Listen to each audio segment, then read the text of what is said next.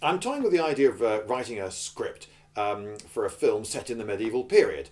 Obviously, this would be a commercial film, so you'd want all the usual stuff: hero, love interest, lots of tension, a character's journey, villains, and a bit of action at the end, all that sort of stuff. Medieval England and France, the Hundred Years' War, and so forth, and knights and castles. That's all a very familiar world to cinema audiences. And if we call the character our everyman, a sort of, I don't know, like John, something really plain, that should help. We can make him a bit of a rogue, because, that's the sort of, again, I know it's a Hollywood cliche, but if we make him a bit of a rogue, perhaps not entirely in the favour of the king, and gives him a bit of license to perhaps be a little bit ruthless or skullduggerous.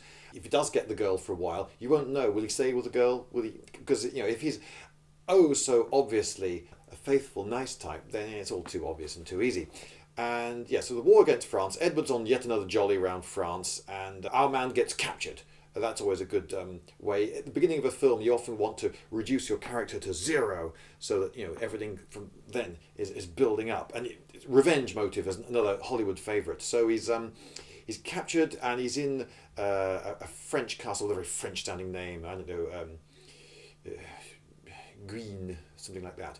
Need a villain mistreating him, and they're forcing him to work for them, and he doesn't particularly like that. But there's an upside to it. As he's being forced to work for the enemy, a romance happens. Now, obviously, he's not going to have access to a princess or anything. That's going a bit too far. But if we get some sexy strumpet washerwoman or something, that'll do. You can have a sex scene if you want, and she gives him some information. That's it. She gives him some information about how to escape from the castle. What could that be? Well, I was thinking that you could have a moat with a secret passage across the moat. What it is actually is just a very, very shallow bit. So they've built a wall, effectively, a couple of feet wide and a couple of feet below the surface of the water that goes across the moat.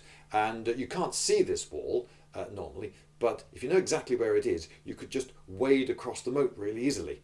And she gives him this piece of information, and okay, so now we got, will he stay with the girl? Will he abuse her trust, or will he escape and never see her again? And she gives him or he steals, that's better, a bobbin of thread from her. And he uses this to measure the height of the wall, and then, moment of indecision, is he going to stay? No, he goes, he gets out, he wades across the is that going too far? No, I think it's reasonable. He escapes across the causeway idea, and he gets back to the king. Only the king is a bit of maybe a dodgy character, and you're never quite sure whether the king... he's in trouble with the king, that's right, so he can't trust the king. So he doesn't in fact go to the king. He changes his mind, and he decides, no, damn it, I'm going to round up a load of desperados, and I'm going to free all the people in that castle and get the girl. Yeah. So he recruits a load of desperado types, and then they can blacken all their armour, because everyone likes ninjas. What? And they can go back with ladders cut to the right length, because he knows the height of the wall, and then they sneak in, biff up the guards, and then take over the castle, capture all the haughty French knights, and all, of course, the ladies of the castle, and then you want to know, how far did you go? Do you want to be brutal, what have you? No, I think let's be chivalrous, I was thinking.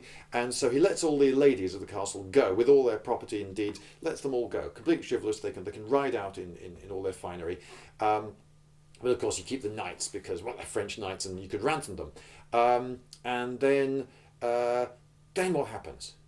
Because you've just taken a French castle, but you haven't had permission to do this. Oh, and you can do it during a truce. That would be good. And so morally, it's really ambiguous whether what you've done is a good thing because there was a truce on. But then again, you did it, for your king, right? I mean, you sort of didn't. You did it for the girl, maybe. So then the French knights can ask, what's going on, and you could say, I don't know, you just stall, because at this point, massive amount of tension. The audience really doesn't know what's going to happen. Are they going to go to war with the French? He's going to change sides. Is he just going to run away? Is he going to just ride off into the sunset with the girl? You don't know. Then I was thinking that the English king could then disown him. So now, he's on his own. And then the French can come along and say, all right, if you give up the castle then. But he decides, no, I'm not going to give up the castle.